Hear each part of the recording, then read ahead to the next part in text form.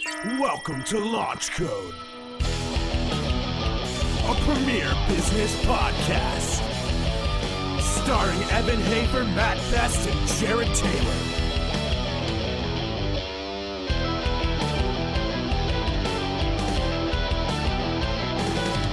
Oh, hi. I thought we had to do the clapping. I thought we were going to clap in. This is a special one. This is Drinking Bros, a.k.a. Launch Code, a.k.a. special episode. Yeah, it's a special episode with a special guest. I think that for a lot of us, we've been listeners of Rogan's podcast for a long time. We've been fans of our guest's brand and a lot of things that he's done. So I know I'm personally excited to dive into this, and I think that it's going to be fucking awesome. Let's have some fun. So, without further ado, who do we have on the show today?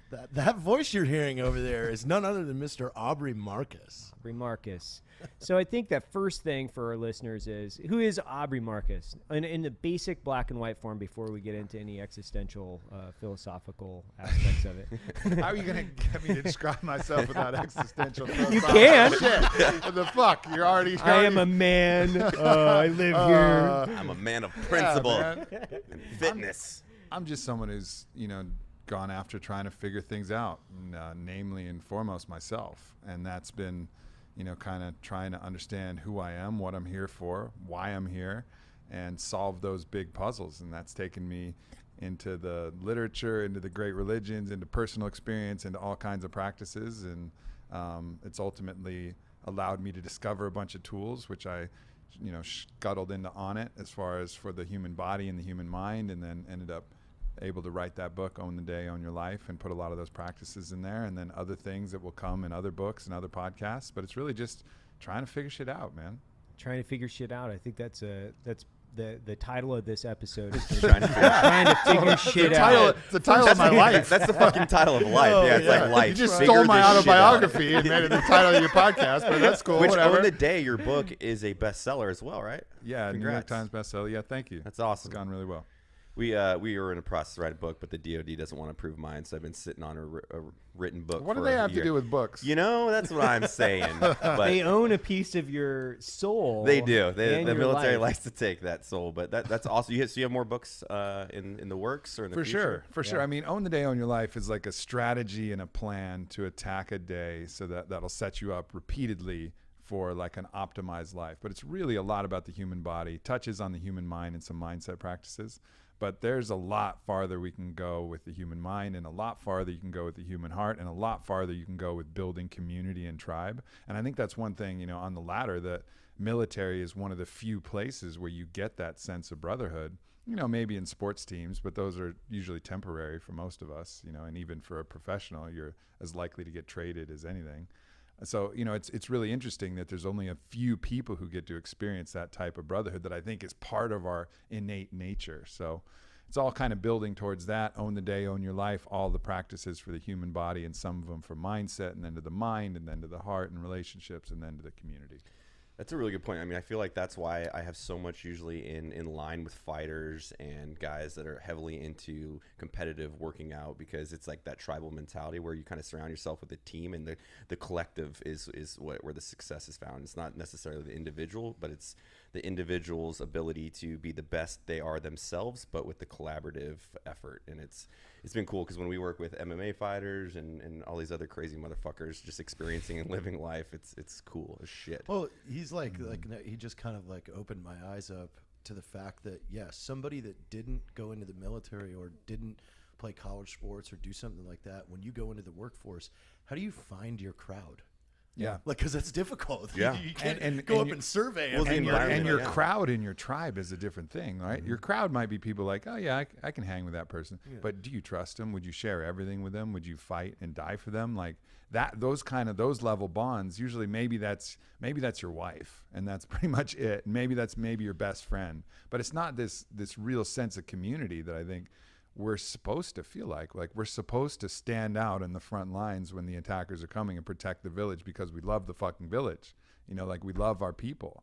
And it's just a weird place that we're in where we have kind of good friends and kind of relationships that are all right, but I think we're missing that. And I think there's like a deep loneliness that a lot of us feel. And I think probably you get it from a lot of operators who it's hell when they're out there in some, foreign country and they're on deployment, but they're also the happiest because they're with their brothers and they feel like I'm part of something that's meaningful, and then they get back home, they're like, fuck, where are my fucking brothers at? Where's my tribe at? And it's a weird place. And I think there's ways that and Sebastian Junger talks about that in his book Tribe. But I think there's ways that you can cultivate that intentionally, beyond, entering the military, and just intentionally through ritual, through practice, through putting yourself through mutual hardships, whether it's super hard workouts or super hard hike or Ironmans or however you want to do it, test yourself. And I think that's a big part of it. And then form those kind of bonds. And that's part of the process that I'm in now with a lot of my closest friends. Well, when did this start, man? Like, have you always kind of felt a gap, and have you been searching for a tribe, and has that led you to this, or is this something that started? Yeah, I think it's all part of self-reflection, right? Like, and at a certain point you realize, well, first step, I can't stop my mind from running a million places. How do I quiet that motherfucker down? Like that's step one. And like step two, my body feels really good some days, really horrible some days. How do I get that in the right alignment? And then you start going deeper and deeper. And then number three is like, man, I'm having trouble receiving and giving love to the capability that I ultimately want to. What's blocking me there? What are the problems there? And then, fuck, I still feel kind of lonely, even though I'm surrounded by people. Why do I still feel lonely, even though I'm surrounded by people? And it's just kind of the honest asking of those questions that lead me to try and find like sturdy solutions that I can fucking slap around a little bit and they don't go running away because they're, tinfoil, like real, strong steel solutions to these different problems. So have you been doing this, from the time that you can remember? Is this something that's in the last decade? Where did you kind of turn the corner and start this?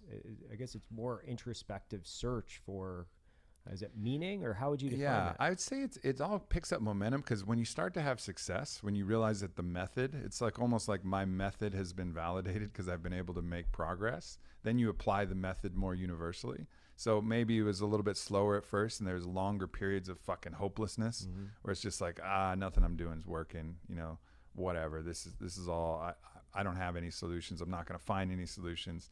And so I would go stretches where I would stop asking questions, stop looking for answers.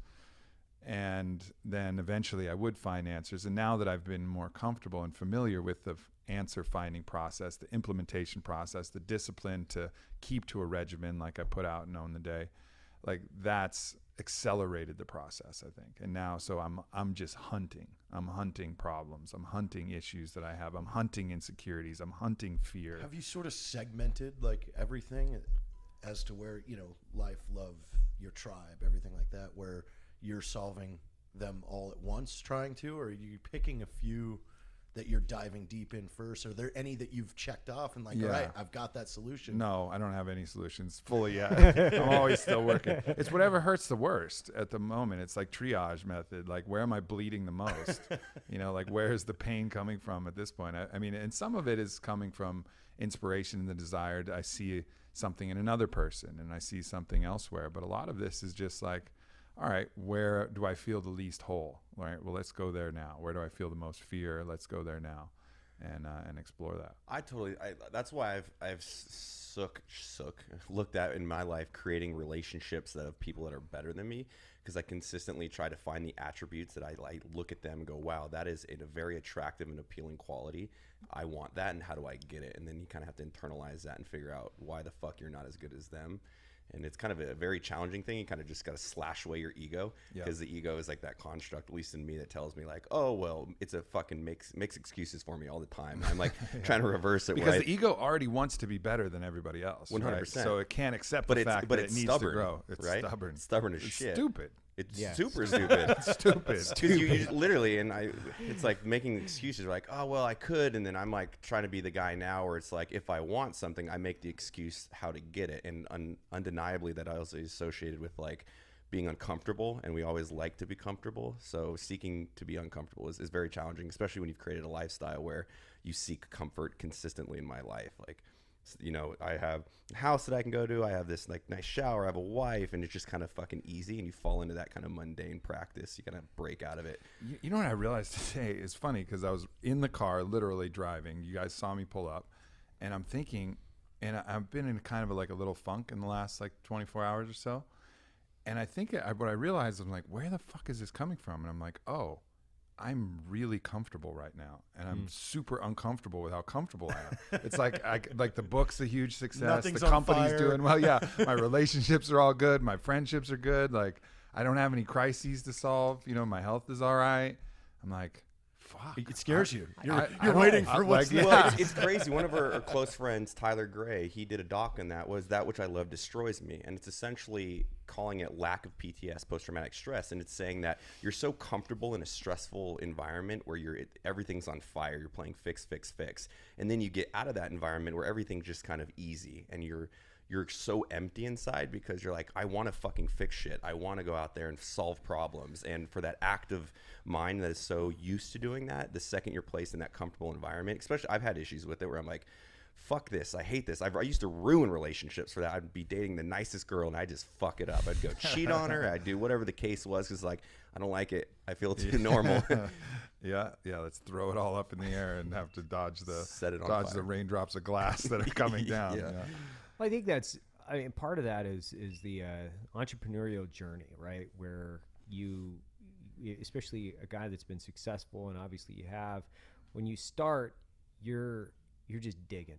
Like that's the only thing and I'm equating it to my own experience where the only thing I can think about is putting this shovel in the ground 24 hours a day, 7 days a week. That is it. That's the only thing I can focus on. There's no time to focus on yourself because the only thing you can focus on is your business. So I guess with more success might come a little bit more time for, okay, now I can develop and work on some things other than, is my fulfillment going to be on fire, or am I fucking going to tape 1,000 boxes tonight because I have to in order to get them out? Is that part of it, do you think?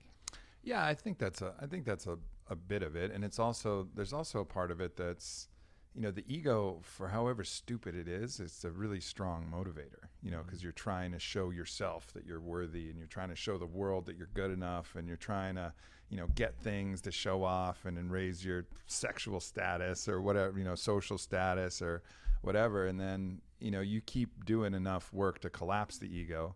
And then all of that stuff, you're like, yeah, I could. That would be nice. It would be more comfortable if I didn't have to fly private. But well, it's good I do have the commercial. ego, because when I walked into the Onnit facility, there's just a bunch of hot dudes walking around, their shirts off, and I'm like, fuck, man, I need to get back in those two-a-days because I'm not looking so like all right, these tan so that's motherfuckers. good. So that's, I mean, that is part of like a motivating factor, and I think, for me, that's not really there. What really has to motivate me now is just really genuine service, like helping people. And for me to really feel that call to service, I need to be really open myself and connecting with people, because you're not going to be of service to people unless you're really open to love them. So I think for me, it's just whenever I feel kind of tired, it's really because I don't love people enough at the moment right then. I'm not connecting with them enough. I'm not caring enough about them. Because if I care enough about them, then I'm fucking fired up. Then I'm fired up to write my next book. I'm fired up to write my next blog or book my next podcast guest or create the next new product.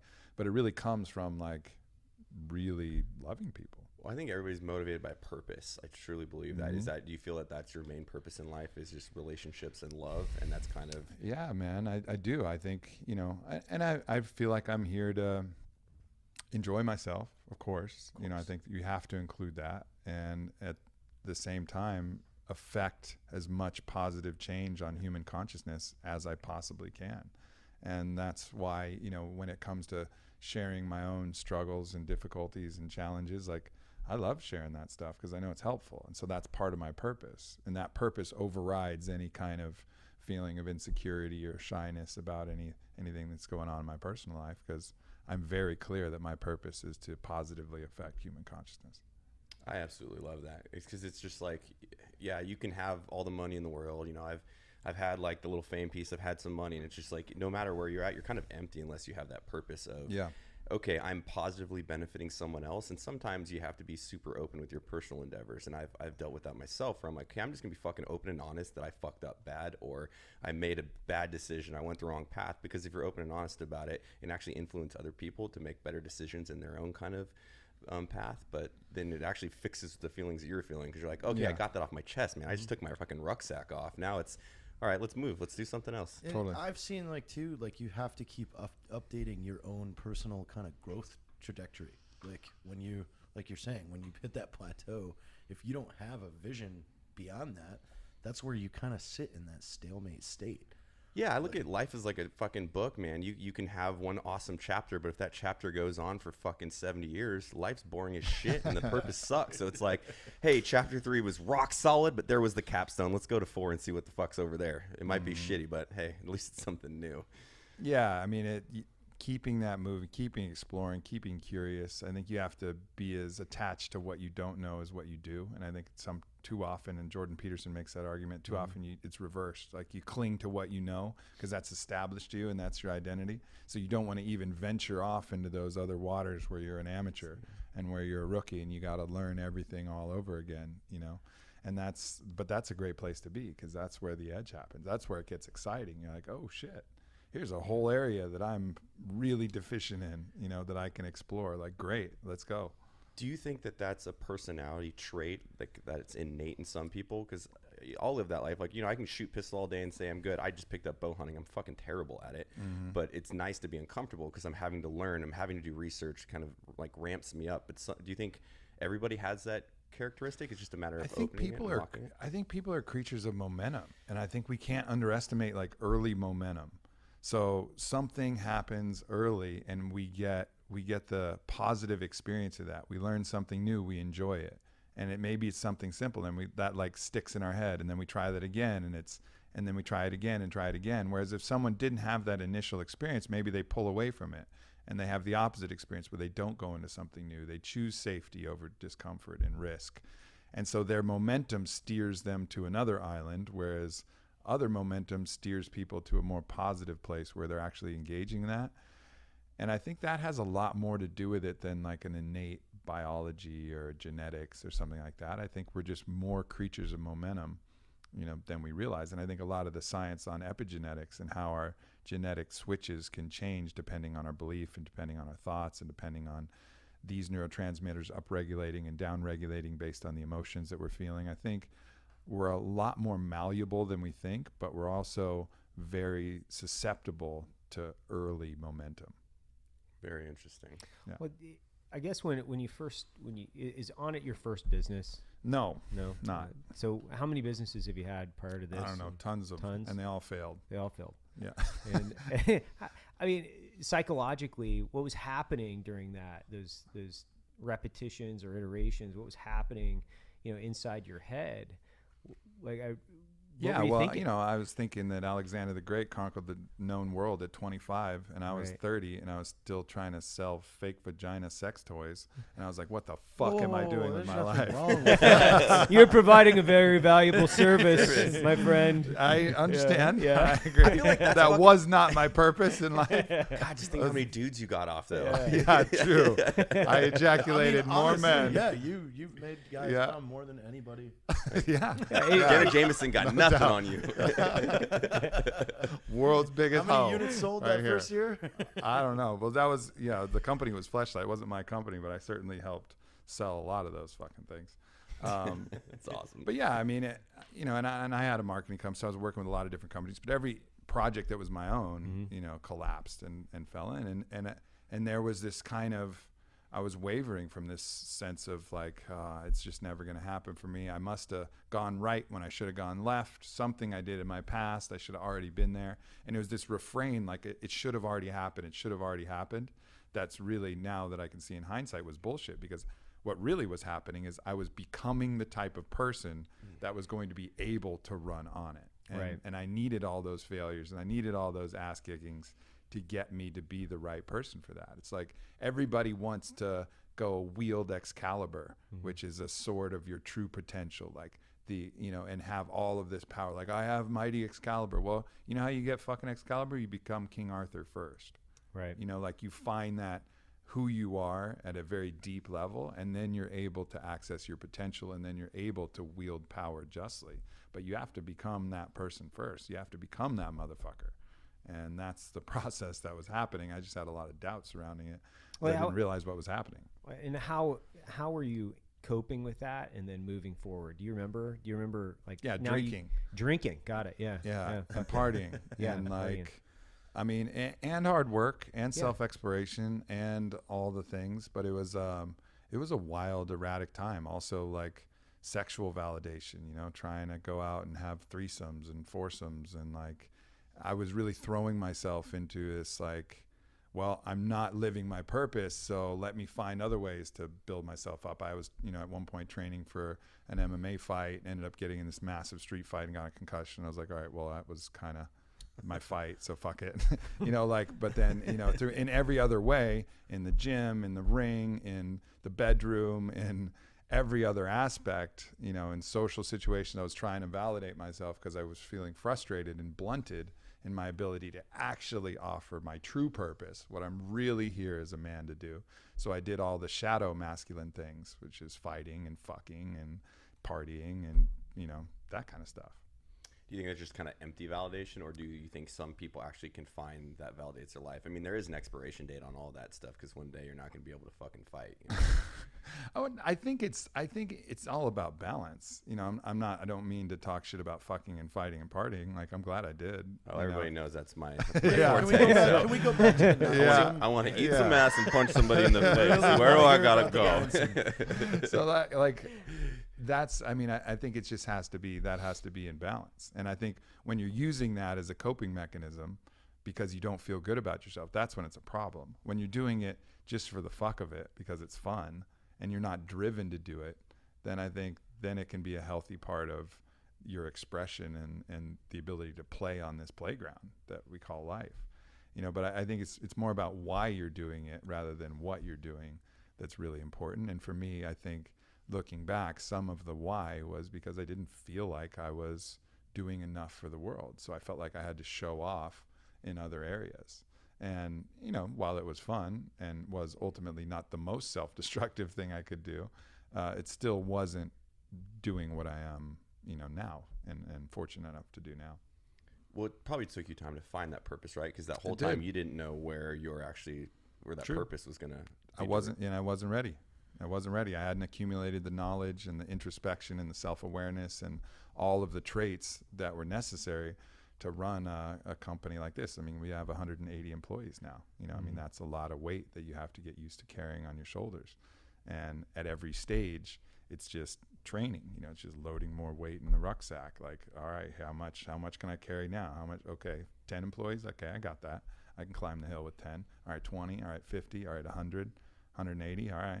I'm good. Well, hopefully when you start getting 180, you have friends that can carry some of those rucksacks. You're like, hey, dude, this is really fucking heavy. Every sack is full, but every person you get is another little person in your sack. Indeed. And it's just, it's exponential what you're able to hold. And it just comes from your own reliance on your own, truth and the fact that that you're doing your best. Do you think that Aubrey Marcus sitting right here at this table has 100% found his purpose in life, or do you think that there's still going to be some navigation to find further purpose if it's in the same path, or you think potentially maybe in 10 years you wake up and go, holy fuck, this is actually what I'm supposed to be doing? I think I have a pretty good blueprint for my purpose. Am I living it yet? No. I'm still now at this point, like I'm doing a pretty good job with the own the day, own your life practices. Like this morning I've fucking had a flawless morning routine all the way to the point where we got here. And I'm carrying that forward to a strong degree. Now, with the mindset practices, I'm doing pretty good. But I have a good idea of, and I think actually writing that book will help codify and put like actionable steps that I can apply to my life in an even more regimented way. So that'll level me up there. And in love and relationship, I've been in this massive open relationship experiment, which has been tearing me up and putting me back together a billion times. And that's getting better. And then in the community, we're starting to form these kind of rituals and ceremonies that can form that kind of brother and sisterhood that I think all human beings crave. So I'm in the process of living it. So I don't know it all and I don't know, but I have in my mind a very clear blueprint of the direction that I'm going for at least the next 10 to 15 years. And I would be surprised if there was like a real sharp left turn or right turn from that. You said about the book coding for actionable items. As someone, I love to create, love to write. Do you think that actually helps us understand ourselves better by kind of putting our feelings on paper, where you can organize them and go, oh fuck, these are my kind of discrepancies? Totally. Okay. Totally. I mean, I am a better person, and I have better practices after writing the book than before, because not only does it force you to double down on all the research and be really certain of it, but it puts it in like a direct plan. So this is ultimately, like, even if not a single other person read this, it would have been a benefit to my life to create it, just so that I had the concrete plan of how I knew I could attack a day and enjoy a day, as best as I possibly could. So, and I think, probably all my books and even every product in the company is something to that effect. I mean, everything I create is like, oh yeah, this is something that's really dope for me. And fortunately, so many other people in the world are like me in some way, shape, or form. We're all like each other, so it's good for them too. I think that's the true, like, entrepreneur spirit, is how do I make epic things that don't exist for my life to benefit kind of my existence, and then subsequently they'll help people that are like-minded in the same space. Like, oh man, I've always wanted that alpha brain stuff. Okay, thanks for making it, man. Yeah. I don't know how to do that. Yeah, totally. How do you attack the day, man? Like what's your morning look like before you walked into the podcast? Yeah, I mean, that's exactly what we're talking about in the book. And so first 3 things in the morning: hydration. So you lose over a pound of water overnight. So 3 grams of sea salt, splash of lemon, about 16 ounces of water. First thing I do when I wake up. Sometimes I'll add some extra minerals or some other mineral electrolyte mix in there. Depends on what's going on. But that's like the baseline immediately. And then from there, I go out and get some sunlight, because that starts to set the circadian rhythm.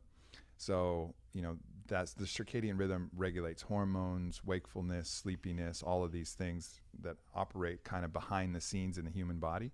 And getting that light exposure, not only to your eyes, but all through the photoreceptors in your ears and skin, is huge. So a nice sunny day like this, just took my clothes off and was looking up, eyes closed in the sky, and letting the sun kind of hit me for a little while. Swam some laps in the pool, because movement is the second part that sets circadian rhythm.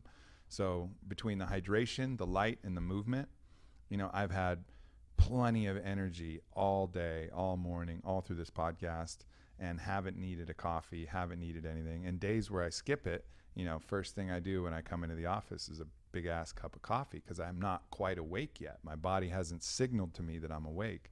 So now I'll get to save the coffee for second podcast of the day, and when things are on kind of a lull, but I feel just markedly different from those very 3 simple things. I'm over here laughing, because literally my morning ritual is I have a gallon of water, and I usually a gallon and a half a day, and I chug that thing right when I wake up, and then I walk outside and just take the sun. I had no clue about the science behind it. Yeah. It's kind of my ritual of like sunlight makes me feel good and water makes me feel good. Do those more repetitions. Go. Yeah, do that. And then a little bit of movement. Doesn't have to be a workout. A little bit of movement, that's going to really help. And then exposure to cold. So I take a shower in the morning most often, and that I'll start it hot, but then I always crank that as cold as it will go.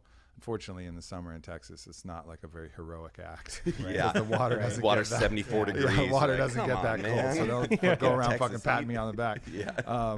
But that's gonna obviously drop cortisol, which is gonna drop inflammation. It's gonna build some longevity markers like cold shock protein, some different things. Super helpful for you to go to cold exposure. Plus, it teaches you to do the shit you don't want to do. Right. Like, that's so underrated. If we did half the shit that we knew that we were supposed to do, we'd be fucking superheroes. But we don't. We just like, oh, I should do that, but I'm not gonna. I shouldn't do that, but I'm gonna. So going into the cold water is a great way to be like, all right, I'm gonna do this because it's fucking good for me, and I'm not gonna leave myself an option. And then you get used to that. You practice it. Yeah, I think it's interesting, because I started doing that years ago, just because I noticed that I had to have what I felt were confidence targets. I had to be able to knock these things down psychologically in order to internalize and then be able to build confidence in myself on a regular basis, which was anything and everything. It was like, oh, that water looks really fucking cold. I'm going to jump in that river. I'm going to do this. I'm going to do a million things that are super uncomfortable throughout the week or the day, because it helped me set my azimuth through the rest of the week or the rest of the month and go, I'm going to tackle that thing first, because that's the one thing I don't want to fucking do, but that's the one thing I'm going to do. Yeah. So it's interesting that other people are doing it. And, I mean, a lot of people are doing it, obviously, because there's a lot of successful people. Yeah, I mean, I think you hit it on the head. I mean, confidence target is a great way to describe it. Like, I talk about all of these things all the time. Like, anytime you can do something where the benefit is positive or at least neutral, but there's a big kind of cake slice of fear that you can eat away, you know, and move to actually like something positive, like you got to attack that. And whether that's, you know, for me, I tell the story all the time. Like, I really don't like touching crickets or cockroaches with my hand. You know, like I'd much prefer to put a thing over them, paper, and then send them out that way. Or sometimes smash them, but then you got to clean up the guts. It's like no good options. Right. But the easiest option is just to grab that motherfucker and let him outside. You know, there's no reason I shouldn't. You know, I can wash my hands afterwards. It's not like a problem there. But there's like a fear. You've developed a construct that's like not letting Right. you do Yeah. it. Right. Yeah. So then by collapsing that, by going like, all right, I am stronger than that fear. I'm going to grab this cockroach with my hand and I'm going to let him outside. Like, when I successfully do that and I don't like squeal like a little girl when I'm trying to approach it, and I'm able to actually go through, it's like, oh wow, I feel like fucking Tim Kennedy right now. Yeah. You know, like I feel amazing. And I actually accomplished nothing more other than collapsing my own fear. And that's a worthwhile thing, because then when It makes larger fears Yeah, more attainable. exactly, I imagine. Yeah. exactly. The next level will be grabbing it and eating Eating it it. right off the floor. That'll be some next But level then what's level confidence. 3? See, I think Check this out. Check this That's out. just gross. I don't know. That's just fucking gross. That might be the next honest supplement, No, like protein. I don't endorse crickets level 2. I to endorse blend only in your level 1. I only endorse Stay here at level 1. I just and want to know cockroaches are where do we nasty go to fuckers. level My 3? dog What's won't even level eat 'em. 3 at that point? finding a way to fuck it. I don't know. I don't know. And then eating it. I don't know. If you can fuck a cockroach, You've won. Listen, I Or got lost. I'm a gonna real give you a small hug. dick. I'm gonna give you a hug. I got a real small dick, so don't tempt I'm gonna me. give you. We got to get into some tools. I mean, some actual tools and techniques. You know, you've been in business. How long's On It been around? July 2011, we launched Alpha Brain, and that was really the start of the big party. When did you make your first sale after you started the company? Well, I mean, with Alpha Brain, we were sold out in like 12 hours. But we started the company. I started the company in 2010, and partly because I was partying so much, our first products were hangover-based supplements, and that didn't do very well. That was failing. Alpha Brain was that first target that was really successful. That first product, and immediately upon launching it, you know, we were sold out in 12 hours, and then kept selling out and selling out. So once Alpha Brain formed and was available, things really took off. Was it under On It or was it Alpha Brain first? It was under On It. Was it? Yeah, Okay, On It was got around for, like I said, like a year before. Right. Okay, got it. And then, so when you were starting that, how did you even find the correct scientists and things like that you're working with in order to develop it? So I had a couple advantages to that. One, my stepmother was the nutraceutical doctor for all of Pat Riley's team. So that's the LA Lakers in the 80s, Knicks in the 90s, Heat in the 2000s. And so it was really well versed on putting together natural supplements for athletes. And she has a background in Chinese medicine and was really familiar with a lot of the herbs. And one of the herbs is actually a Chinese herb that's probably the core of the Alpha Brain formula. So it's something that I was familiar with already, and that I'd been given on a paper napkin during test days and during SAT tests. You know, I've been taking some of the ingredients in Alpha Brain my whole life, and I was used to taking something that would modulate the effects of my, focus and memory and attention, and then taking other plants that would help me with endurance or my basketball games or whatever other, goal that I had in mind for that day. So I got used to that paradigm, and I had her as a resource. I also, because my parents thought that I was going to party myself into a brain dead coma, they sent me to this doctor in New York who did a 4-day cognitive battery of tests, and really did a really deep dive on my own neurotransmitter strengths and deficiencies, and then talked really deeply about solutions to those. And so I understood how the neurotransmitter interplay worked with, the human brain, at least on my own self. So I had that as a resource, and then I had had some more kind of medical doctors that were kind of thinking outside the box, that were a resource. And then from there, it was just the body of research on PubMed So it was kind of a combination of my own personal experience, my stepmother's experience from my 4-day deep dive with the doctor in New York, some other medical advice, and a lot of research. And it got a company to take a chance on creating a sample because we didn't have any money, then at that point. So they created a sample, and that first sample was strong as shit, and it was really good. And it was definitely too strong, but I wanted to make sure that we created something that had natural products that you could actually feel. And I think that was the differentiator for Alpha Brain in the market, is that people were used to drugs that you could feel and supplements that you imagined did something. Right. And I wanted to find a natural supplement that you had no fucking question was doing something. Right. And, when we had that first batch of Alpha Brain come back, I knew we had that. What's too strong when you say? Because now What's too strong? I want to man? try it now. Are you seeing I'm like, do you have any? You're getting ready to like. I'm Seeing getting ready to pull wavelengths. some of these off the shelf and go to work. So acetylcholine, which is the neurotransmitter that we're upregulating with Alpha Brain, it's very similar in mechanism of action to nicotine. Okay. So the nicotinic receptors. So anybody who's, had a nice nicotine buzz and be like, man, this feels fucking good, and then left that pouch in too long and then go, oh no. Right. Oh, You've no. never done that, Evan, have you? Never, not once, huh? And that was the feeling. It could take you to the point where, oh my God, I'm feeling so good. I'm so focused. Holy shit, I'm nauseous. And it'll have a similar response if you push the acetylcholine mechanism too hard. But for some people, obviously, they can put in that, super strong, double, triple strength, put in 2 pouches of nicotine in their mouth and they're fucking fine. Those people would probably love the old Alpha Brain, because they're used to that kind of modulation. Like a Jeremy Horn type guy. Like, Yeah. Like Jeremy Horn's a good friend of ours, and that dude can just take in all kinds of trash. It doesn't matter. He's like a trash receptacle, hot dogs and Kool-Aid and everything else, and he just functions like a machine. Yeah, he I would be wish I was guy. that motherfucker. So do I. I have to take in perfection, and I oftentimes produce dog shit. So I'm like the opposite. I'm like the counterbalance to Jeremy Horn. So with Alpha Brain, you get win. I guess you could classify it as a solidified win under your belt, and then you'd had some failures in the past. So at that point, did you know? No, okay, I was terrified every single day that I was going to lose. Yeah. And I spent the first, and that's actually, if I look back at something I regret, it's just being fucking terrified for the first few years, because it was actually working. Like, oh my God, this is working. What's going to happen? How is this going to get fucked up?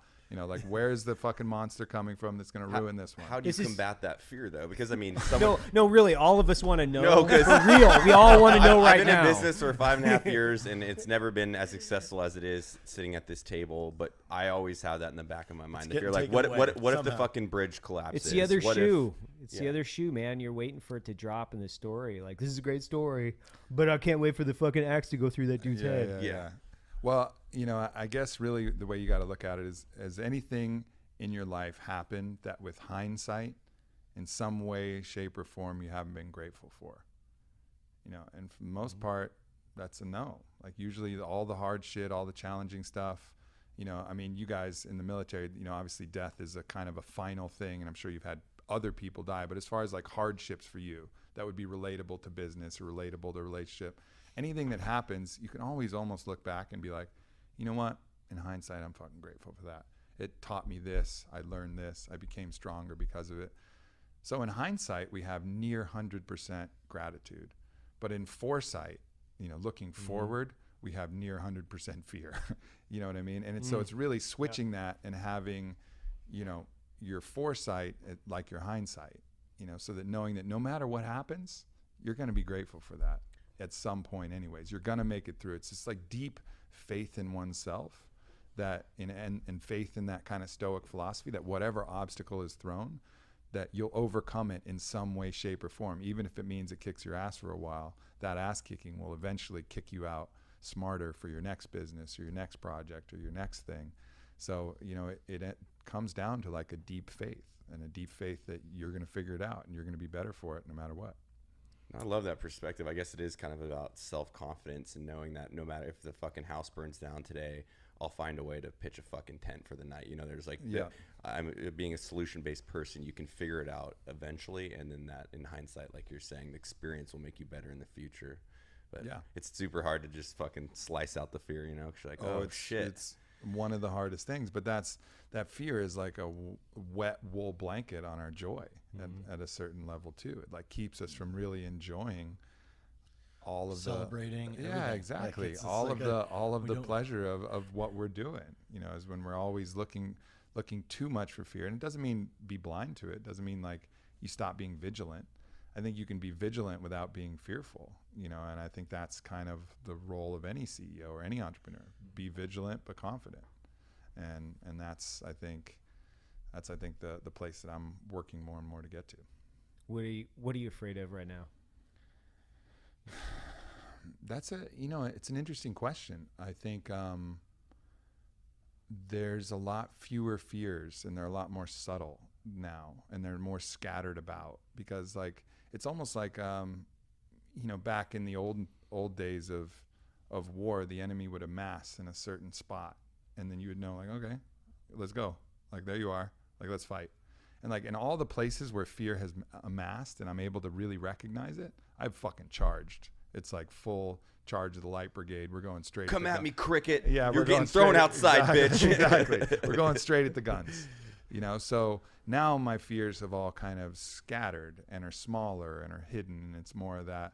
It's an unconventional war. It's more of that It's a- unconventional It's a war on fear. insurgency of fear. Exactly. And they're hiding in houses, and some are in plain clothes, and it's Right. it's like I'm just constantly having to look and find where these more subtle places that I'm afraid of, because it's not death, it's not living up to it's not all the big things that I've had to attack and have taken a long time to disperse. Now it's just little shit, little areas. What's something that you haven't done yet that you're trying to do, either in the near future, like this year? Because I mean, That's a good question. This is such a big accomplishment. Yeah. Like to finish a book and all the work that I'd like goes into I'd like to give a TED talk. Yeah. I'd like to give a TED talk. I think I'm super comfortable on stage, and I've given quite a few talks, but nothing of that kind of magnitude. So I think like you need that like video big with keynotes. The big TED Yeah, logo man. and everything. Like big keynote either on TED stage or some other stage. That would be cool to do, for sure. I've got a few questions on nootropics. So obviously you've explored those probably more than your average person, and you sell one or more. You sell more than one. How many? Well, it depends on where you draw it, but mostly classify. Alpha Brain. Yeah. Right. Outside of that, what other experiences have you had with nootropics, and can you talk about them?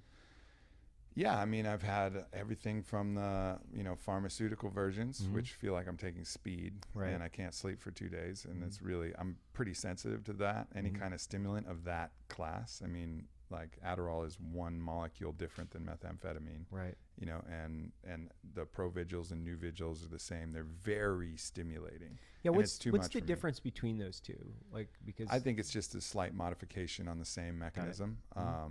But between Nuvigil and between Adderall. yeah, exactly. I mean, Yeah. what- I mean, so Adderall is more of that. It's more of like an amphetamine kind of mechanism. Right. And then the Nuvigil is more of that classic nootropic, but is also highly stimulating, so it's actually modulating some neurotransmitter effects, it feels like. And I'd have to dive deeper into the science to give like the proper answer on that. But it's too much for me, Right. by far. The racetam family, which is somewhere between a plant and a drug, it's a synthetic, but it's a little bit easier to play with. I've had some success with that, but ultimately, the best things for me are, I really do believe we created the best in class natural nootropic in Alpha Brain. And then nicotine is the other best nootropic that I'm aware of. And I wrote it in my book, and I've gotten a fair bit of shit for including nicotine in a book on health. But I think if you mind, first of all, how you get nicotine in the body, because there's undoubtedly cigarettes will fucking kill you. Right. So don't do it. There's way smarter ways to get nicotine in your body. Like gum. Yeah, gum, or even just vaping, or, and then snus is also a really clean way. The Royal London College of Physicians says that smokeless tobacco, especially like really clean smokeless tobacco, is 10 to 10,000 times safer than smoking cigarettes. Wow. So like significantly safer way to get nicotine into your system. And then like a patch is probably the cleanest way because it's just transdermal and all it is pure nicotine, but it's super boring. So I tend not to do that. I use the snooze packs, but I would say Alpha Brain and nicotine and, you know, caffeine are that's if people are familiar with those and know how to use those tools intelligently, I really don't think you need anything else. Do you stack them or do you spread them out? How You do can. Do you swap? Yeah. You can. I mean, Alpha Brain and, like I said, modulating acetylcholine is similar to modulating nicotine, so you can stack them, but it's really going to be stacking on the same pile. Right. But stacking with caffeine to give you that kind of hormonal energy, that kind of energy surge, because there's no stimulants in Alpha Brain. And so stacking caffeine with Alpha Brain is something that I'll do quite often. And then obviously nicotine and caffeine, you know, that works as well too. But those are the three that I think really stand out to me as the tools that you need to have available. And you guys sell, I mean, I'm a customer first of all, so I've tried a lot of about everything that you sell, but so do you consume pretty much everything that you do? Of course. I just wanted to hear it from you. Yeah. I mean, I have these fat ass vitamin packs that I just took right before it, and they're just loaded to the gills. I can take them down in one swoop. I can take probably like 25 pills at a time, like a really insane amount of pills. And I take that 3 times a day, and it's packed with all of our stuff. We also have our own multivitamin packs. I just pack mine myself because I put more shit in that, and I just like overflow them. And then, you know, it's not that I take every single product every day. That would be like crazy, but all the proteins are available, and I'm mixing and matching for the shakes. I have all the bars and the jerkies, and then the supplements are mixed up in the packs. And you know, and Alpha Brain's something that I don't put in the packs. That's something like, you know, as you guys probably saw, I took that you know, before the podcast, Alpha Brain Instant and some green juice. So I'll take that when I need it, as per needed. And there's a couple products that are like that, but for the most part, if I wouldn't utilize it, unless it's specifically a female product, which we don't have any that are specifically for females at this point, if I wouldn't take it, I wouldn't make it. You know, it just doesn't make sense. I'm not that different from everybody else that I'd create something that I wouldn't take myself. Well, and the reason I was asking was, are you the guy that's driving the train on new supplements, new vitamins, basically product development, or do you have a team of guys doing that now? It's a team now. Okay. You know, it's a team now. So we have a couple medical doctors, Dr. Conover, Dr. Engel, who we're constantly rapping with. We have another research doctor, Dr. Kreipke, who's here on staff full-time. We have a full-time nutritionist who's here, Kyle Kingsbury, who's super knowledgeable, former UFC fighter, and you know, just the ultimate guinea pig for all things that have existed for human optimization. He's in the meeting, and it's a huge collaboration at this point, trying to find solutions to you know, holes that are out there in the market. And you know, the way we operate, if there's somebody doing something that's really exemplary, we're not going to try and create something the same. You know, we really want to try to advance the field. Right. And that's our goal. Did you have a question? Oh, no, I was just on the Alpha Brain because I saw you take it. Does your body metabolize that similar to just like a caffeine supplement or something like that, where the second you hit it, it's working? Yeah, I mean, it depends on if you take the capsules. And you can tell me to shut the fuck up and read No, the box I'm if you super want. hooked But on it now. Like, I'm just eyeballing everything over there. Like, I need it all. It depends on the capsules take about 15-20 minutes to dissolve, and then the powder goes into the gut, and then depending on what's in your gut and how fast that's moving, you know. But typically with the instant powder, especially if I'm on an empty stomach, I'll feel it in about 15 minutes. And we have research from the Boston Center for Memory and the clinical trial that we did that shows Alpha Brain takes effect the first day that you use it. No shit. Yeah. And I take it in the morning, same way, caffeine and Alpha Brain. So we're not turning this into an Alpha Brain commercial, but I did want to get some of these things out. Tell Evan he doesn't need any more because he's a fucking morning person in this I am morning. a fucking He's morning like, person. Wakey, eggs and bakey. We're making drip coffee, guys. Let's go to the river. Like, oh, fuck me. Hey, that was actually thrown out. You know, I think there's such a knowledge here. There's so much knowledge here because I've heard you talk about probiotics. I've heard you talk about mineral supplements, and you know, and you obviously sell those things. So the question is, are you discovering these and pulling them back in you know, looking at the collaborative nature of your team? Is your team giving those to you kind of as a guinea pig? Is it just kind of working more? It kind of comes both ways. So let's take a, you know, let's take a product that we're working on, right? Which is a nitric oxide formula.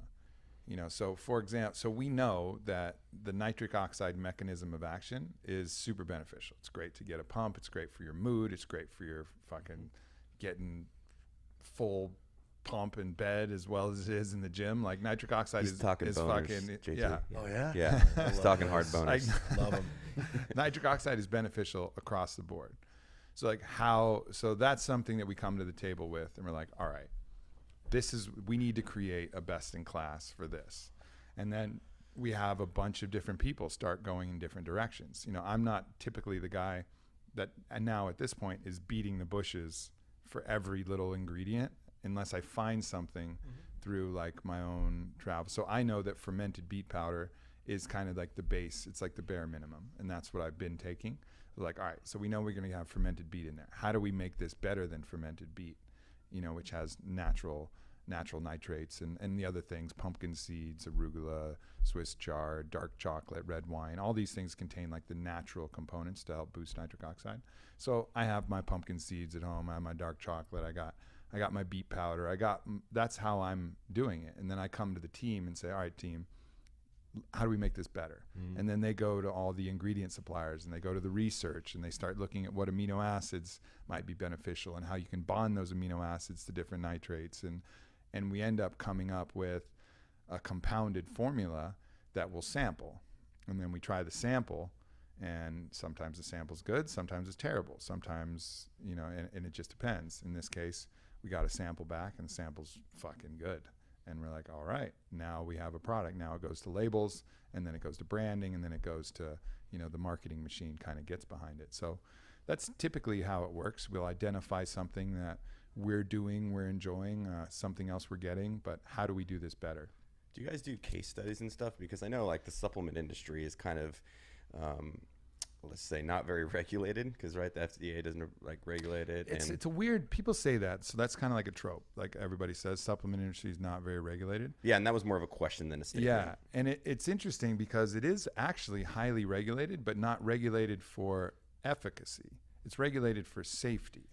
Very tightly, like FDA GMP practices, you know, and making sure that what's on your label is in your label, that the places that are creating the products are safe, that the products included in the product are safe. But what the FDA doesn't do is try to validate any of your claims, you know, so, and that's where supplement companies get in trouble. They promise you that you're going to lose a bunch of weight. Well, it's not the FDA's purview to say, you know, well, this product doesn't do that or not. That only does that for drugs. That's what a drug does. You know, a drug can make a claim about curing something or actually fixing something. It's like the warning labels, like, caution, you may have excessive growth and fucking grow your dick. But end up, exactly. But how that's regulated though is the FTC and plaintiffs' attorneys. Anytime anybody gets out of line with claiming too much, they get massive lawsuits. So it's actually it's a much tighter industry than you think. Now, that being said, if you go to the gas station and you buy one of those pills that has a fucking Rhino 6'9". Yes. You know that one. God, of course you know. They always have a rhino on them. And it's fucking it's like rhino, goat weed, right? The goat weed. And like multiple X's. You know, that supplement probably didn't go through FDA GMP. You know, so you definitely do want to choose a reputable company. But then to go back to your case studies are kind of like, there's so much bias. The placebo effect is so strong that it's really not that helpful. Like if I could give anybody a pill and say, hey, you're going to lose a bunch of weight with this. And they're like, okay. And they will, because their mind will tell them that they will. And that's why you have to, you know, account for the placebo effect to really have anything that's of merit. And that's why we've gone to full double-blind randomized clinical trials to help validate our supplements. And dude, you earned a lot of respect in my book because I was just, you know, going through on it and checking it out because I've used products here and there, but I haven't been like a lifelong customer. But when you're talking about your pre-workout, and you're saying that you upped the taste profile, it was cool because you broke down the placebo effects and then actually showed that it helps performance, long-term performance, and then moreover the fact that you were just like, yeah, you could barely swallow this the last run, but this time it's actually fucking good, and like super honest and transparent with a product that you sell was fucking cool. Because a lot of people would be like, it's just upgraded, it's better now, but they would never admit and kind of own that. Yeah, it was kind of a little funky taste. I thought that was super fucking cool and kind of builds faith in the company. As man. I mean, I try to just level with people. The products are good. I don't need to make up shit. I don't need to pretend. No, it's fucking I don't great, need to fake the funk. Like, and that's, I think that's important. It's important no matter what you're doing. Just fucking be real with people. People's bullshit detectors are way better than we give them credit. We think that we're fooling people. Like, we think we're fooling our girl or fooling our boss. We ain't fooling shit. We ain't fooling shit. Like, people can sniff that out way more. No, my wife's brown. I can't fool her with anything. There's a kitchen knife. Like, what'd you say, homie? Like, oh, shit, dude. No, fuck. Do you think we could get Jared to lose some weight here at the On facility? Because we're very concerned with his well-being. He lives off McDonald's and Monsters. I have a McDonald's addiction. What's happening here is that's a dirty addiction. That's is. like worse than some deep porn deep dives. It's horrible. But I need this, Now I'm gonna. Aubrey is looking at Jared like he would look at a moldy towel on the floor of a bathroom.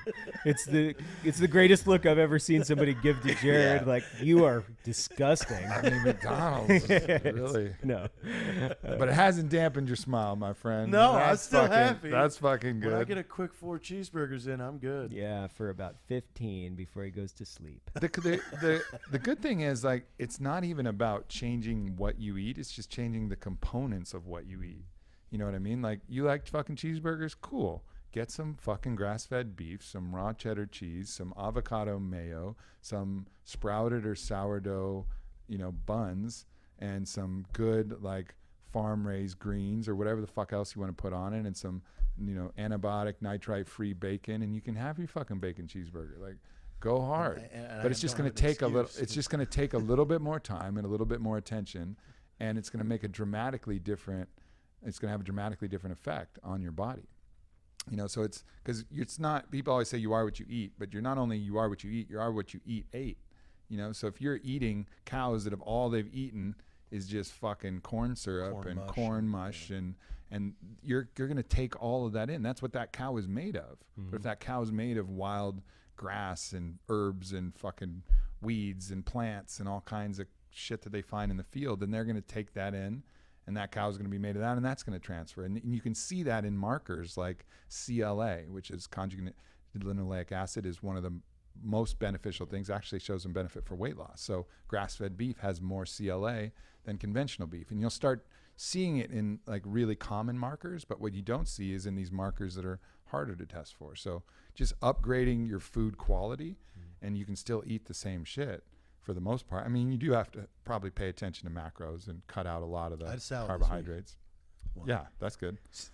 That was the lettuce on the fucking cheeseburger, though. But there is a farmer's market at the bottom of the elevator in my house. No doubt, man. So that's all that's about. And then other things are just nevers. Like, never is soda, or like stuff with corn syrup in it. Like, just no. There's better options. Like, have a Zevia soda.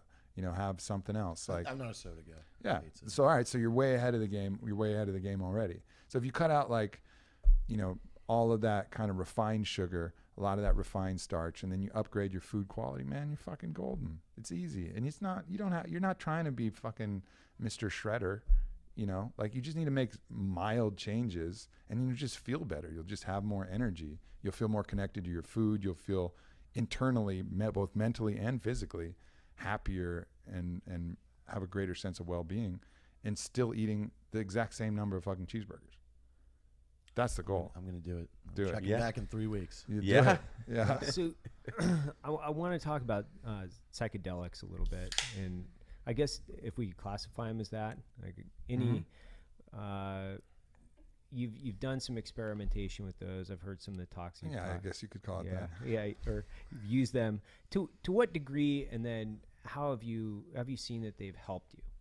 And that's a huge question, I know, but unpack it for me in a. Well, I was pretty staunchly atheist growing up. My family was kind of agnostic and didn't really push me any which way. but I went to church here I went to school here in Texas, and I would always get kind of roped into these kind of church retreats and church things, and just seeing the effects, a combination of seeing the effects, you know, physically of like how guilty people felt and how fearful people felt, and also that kind of organized religion not making sense. And then also I went to Italy, I saw the dungeons of the Inquisition, and I saw like horrible things done in the name of religion. And I was like, you know what, fuck this doesn't make sense to me.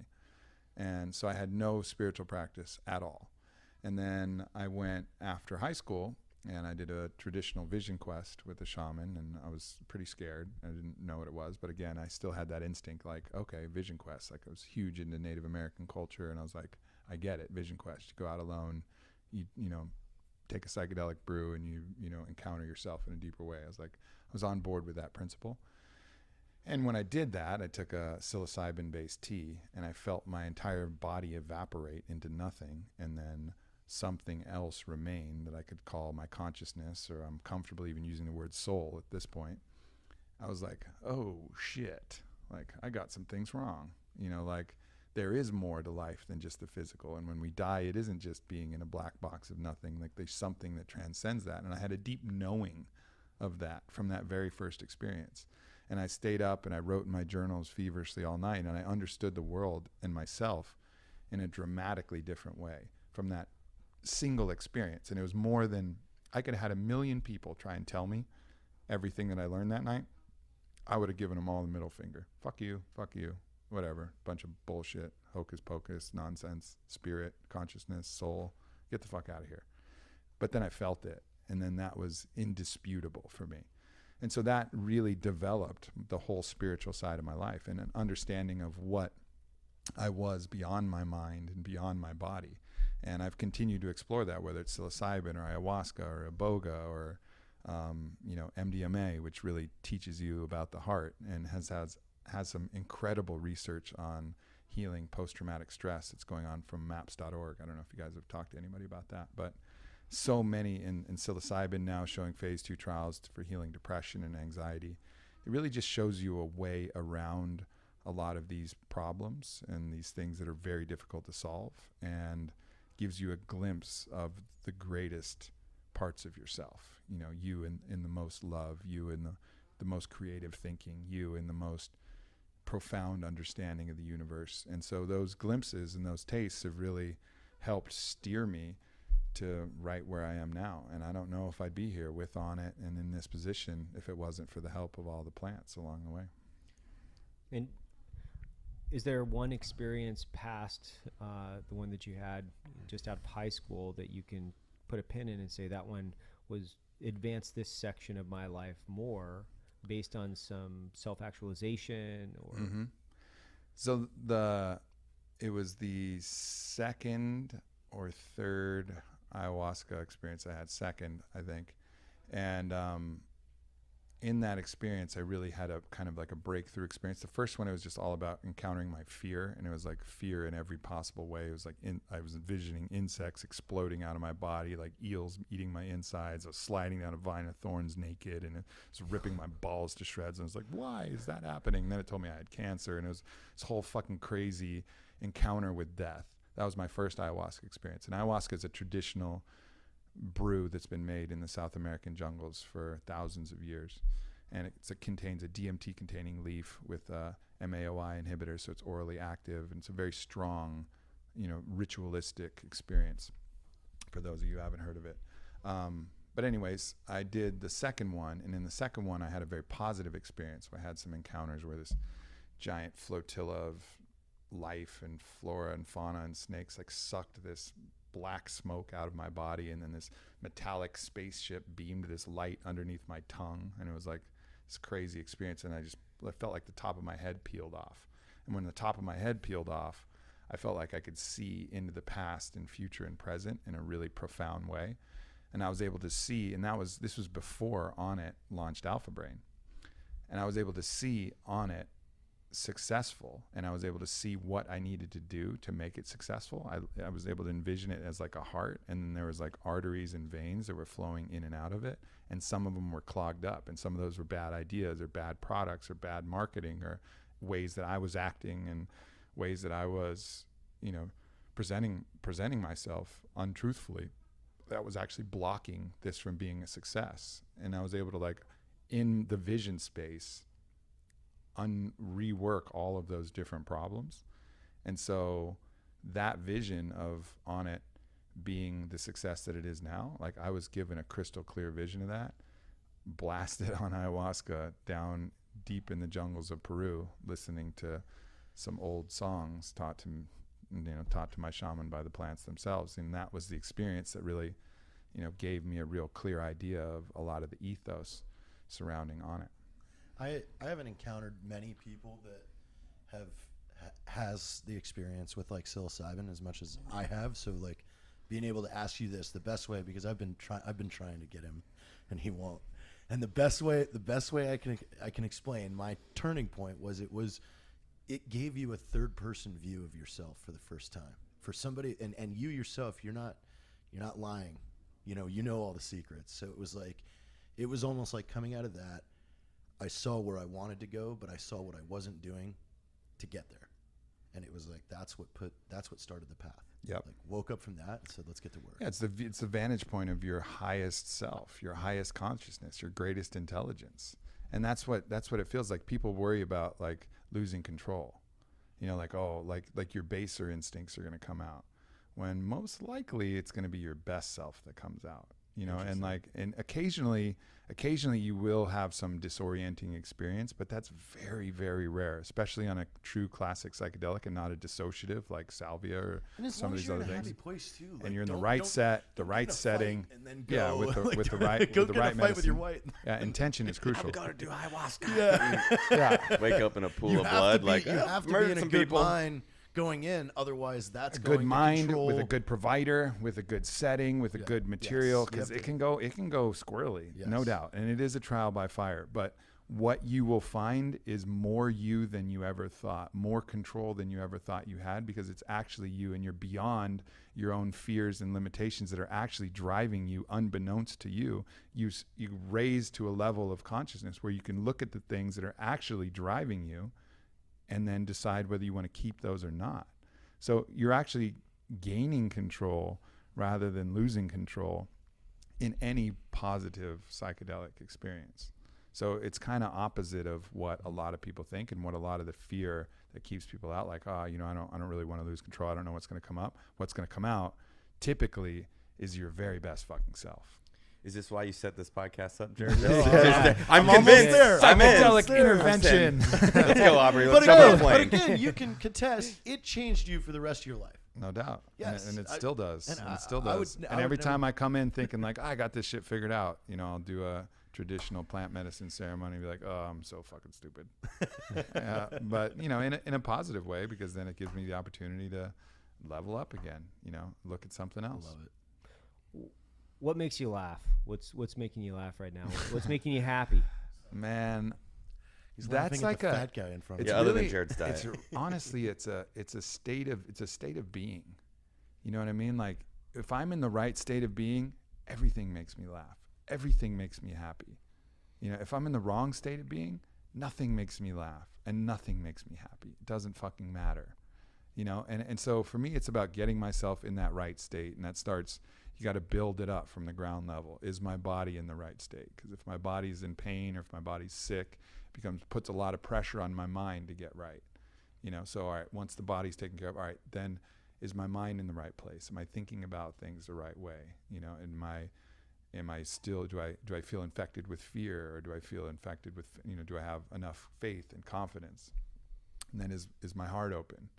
Do I feel like I can give and receive love, that I'm worthy of love, that I've forgiven myself for the past enough that I can receive love, and that I can give love and feel that I'm valid enough to give it to somebody? All right, is that in line? Is my community, is my community there for me? Am I there for them? Am I in support? Am I following my mission and my purpose? And when all that lines up, man, I find myself crying tears of joy. Like, at all common things. I'll look at a lover and cry tears of joy. I'll have a great meal and I'll be tearing up and smiling, and I'll just be laughing hysterically. Like, at that place, I'm so happy. But at the very same time, I can take a couple wrong turns. Maybe my body's off, maybe my mind's off, maybe something happens in the relationship, And the funniest motherfucker on the planet couldn't get me to crack a genuine smile. You know, so like heaven and hell are both there internally. And it's just a matter of whether I can steer towards one and steer away from the other. Well, I'll tell you what, man, this has been incredible. I know that an hour literally flew by. I'm looking at Dave, looking at his watch, basically. So I can't thank you enough for coming on. It's been a real pleasure. And yeah, where can people check you out? Your book, your Instagram, Yeah, because I'm sure people want to know more after this. For sure, yeah. At Aubrey Marcus on Instagram. I'm super I'm posting every day on there, and that's a really good place to follow me.